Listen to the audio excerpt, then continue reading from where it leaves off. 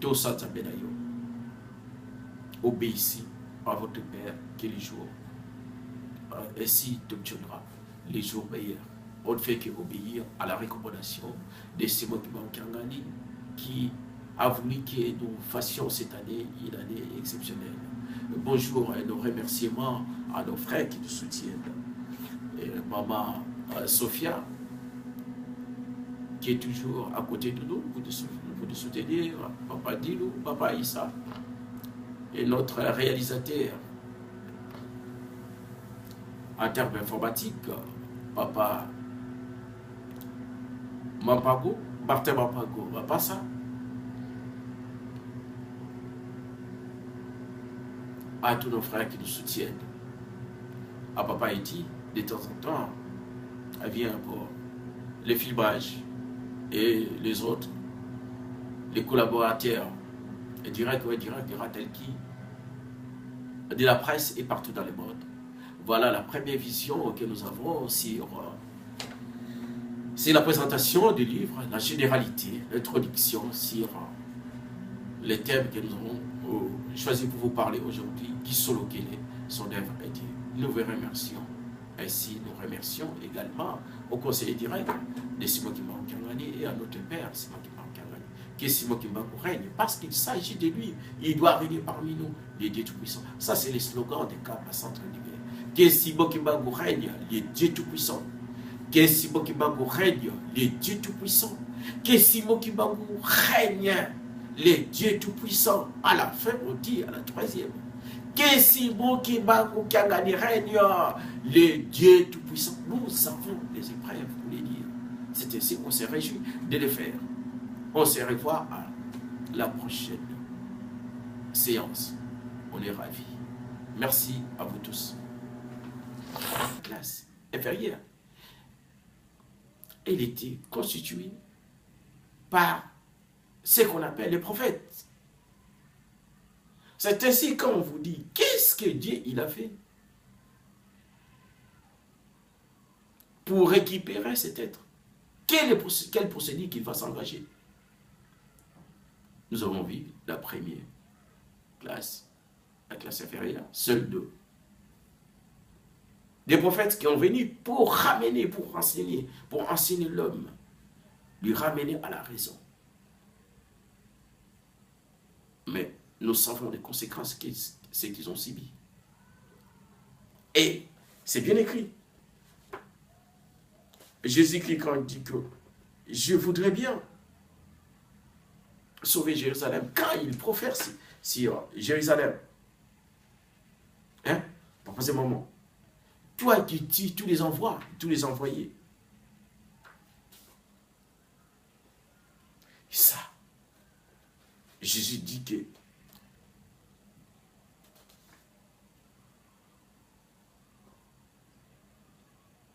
Jérusalem qui tue tes envoyés, combien de fois j'aurais voulu rassembler tes poulains?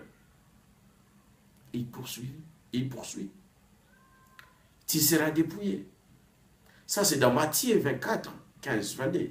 Il profère les profanations que le Christ avait fait par rapport à cette terre. Donc, nous attendons que les choses se réalisent de l'autre côté. Mais on n'est pas là. On est à la recherche, à la compréhension, comment Dieu s'est mis à la récupération de cet être. Il envoie son héritier, c'est-à-dire le Fils de Dieu. Nous savons ses conséquences. Il a été tué, crucifié. Il a payé les rançons pour sauver l'être humain. Voyez, ça c'est des classes. Mais on attendait que c'est lui qui va décider qu'il vienne. Est-ce qu'il est venu? Est-ce qu'on a une réalité que celui-là, le maître, qui en l'occurrence le Père de Christ, viendra aussi prendre ses corps? Mais oui, mais bien sûr, on peut réfléchir dans un premier temps par un raisonnement analogique. On dira que les êtres des premiers ouvriers se sont incarnés, se sont personnifiés. Ils ont pris corps.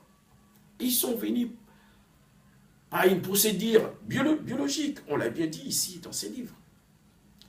On attendait aussi que le Christ, et il est venu par une procédure biologique, c'est-à-dire il s'est incarné, il a pris corps, il s'est personnifié. Donc, par analogie, le maître, quand il viendra, il prendra aussi ses corps. Il viendra aussi par une procédure biologique. C'est ça une réalité que nous avons. Et papa et maman. C'est ça les preuves, les éléments que nous avons pour prouver réellement que le Père, Dieu, à travers cette parabole, viendra. C'est lui qui décidera sur la suite des choses. Parce que la vigne lui appartient. C'est lui qui est le maître de la vigne. Papa et maman, c'est une réalité. Est-ce qu'on a des éléments qui nous prouvent cette réalité? Mais oui. Est-ce qu'on a l'orientation à ces sujets?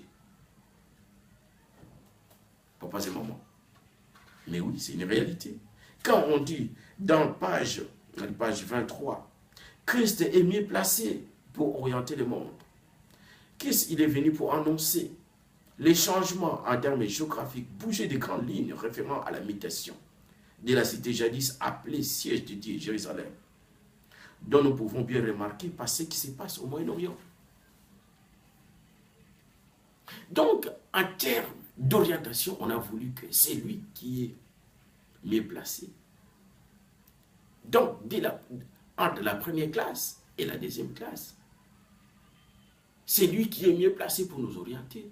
C'est lui qui chapeaute la deuxième classe, la classe moyenne, parce qu'on a la classe inférieure, la classe moyenne et la dernière classe que nous aurons, que nous arriverons, que nous parlerons. Voilà. En cela, on dit quoi? Pas un moment. Est-ce qu'on a des éléments pour prouver réellement que ces maîtres devaient venir? Mais oui, Solo et Sadi. Il y a une réalité. Parce que le Christ, qu'est-ce qu'il nous a dit? Il a fait une promesse.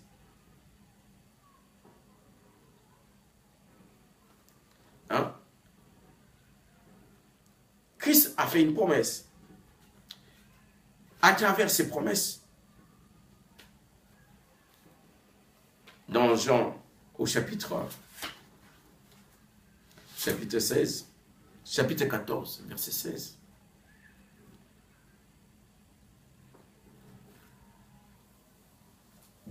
Jésus-Christ, il dit ceci: je demanderai à mon Père. C'est-à-dire que quand il a révélé à ses ouvriers, à ses apôtres, qu'ils devaient partir, les apôtres sont attristés. Ils sont attristés. Leur attitude a changé. Parce qu'ils ont vu que, mais c'est lui, nous dépendons de lui. S'il part, qu'est-ce que nous allons devenir?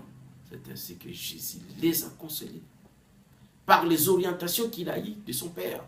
Dis-leur que je reviendrai. Mais vous parlerez d'une manière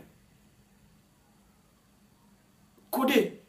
C'est-à-dire que Jésus nous a dit: je demanderai au Père qu'il vous envoie un autre consolateur. Je demanderai au Père qu'il vous envoie un autre, en odeur, ou autre, wankaka, mosusu. C'est là, c'est l'autre qui nous a tués. C'est l'autre qui a ébranlé toute cette promesse. Parce qu'on ne fait pas l'analyse. Les termes, les mots, autres. Cette substance qui signifie simplement pronom indéfini qui se rapporte à des éléments dissemblables qui ont la même nature. C'est-à-dire qu'aujourd'hui, si je vous dis que donne-moi un stylo, c'est lui qui devrait me donner le stylo, il peut me demander Celui-ci, moi je dirais non, l'autre. Parce qu'il y a des stylos de même nature. Ce sont des trucs qui se réfèrent de même nature. Ce sont des stylos qui nous permettent à écrire. Ou à peindre, ou à faire quoi? Je dirais, prends l'autre. Donc c'est-à-dire que si un était un livre, l'autre aussi doit être un livre. Si l'un était une personne, l'autre aussi doit être une personne. Voilà. C'est tout simple, ça. C'est simplement ça. Il n'y a pas à aller gauche à droite. C'est simple.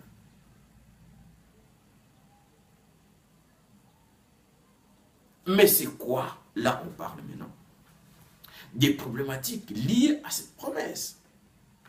Toujours dans la réalité, dans la généralité. Pas un moment. Hein? On parle des problématiques liées à cette promesse. Hein? Donc, l'attente était tellement longue. Pas un moment. L'attente était tellement longue. Et qu'est-ce qui s'est produit? Les doutes ont envahi tout ce qui ont venu apporter. Donc les évangiles, les doutes envahis par les évangélistes, et ils ont consigné sur des thèses fantaisistes, des rêveurs, des thèses sentimentales. C'est ainsi que l'être qui était un autre devient virtuel. Leur pensée, leur enseignement s'est résigné seulement dans les plans spirituels. On a oublié que Christ a parlé. Quand il parlait, quand il nous a dit cette parabole, il nous a montré comment son Père s'est organisé, quelles sont les étapes nécessaires qu'il a mis en place systématiquement pour récupérer cet homme. C'est ainsi qu'il a commencé par les ouvriers qui sont incarnés. Et deuxièmement, il a envoyé son fils qui a pris corps comme nous. Donc il y a une réalité. Ces étapes sont nécessaires pour la récupération de l'être qu'il a créé. Et enfin, lui-même viendra. Pour passer un moment. Qu'est-ce qu'on a encore que le Christ nous a dit? Il nous a dit, et il nous a instruit dans la prière de notre Père qui est aussi, qu'on nous trouve dans Matthieu 6. Hein? Dans Matthieu 6. Il nous a dit que nous devons prier tous les jours, implorons notre Dieu, qu'il fasse parvenir ici son règne, c'est simple. Demandez au Père, notre Père qui est aussi, que ton règne vienne. Mais son règne, il est où? Il est au-delà. Il ne va pas venir aussi au-delà. Il faut qu'il vienne ici. C'est ça la prière qu'il nous a donnée. Pas un moment. Parce qu'on savait, il savait que ça finira par se réaliser. Mais la prière, quand on vous donne la prière, c'est l'espoir dans les démarches qu'on a. Qu'est-ce qu'on a encore? Pas un moment. Si on peut se référer également à la vision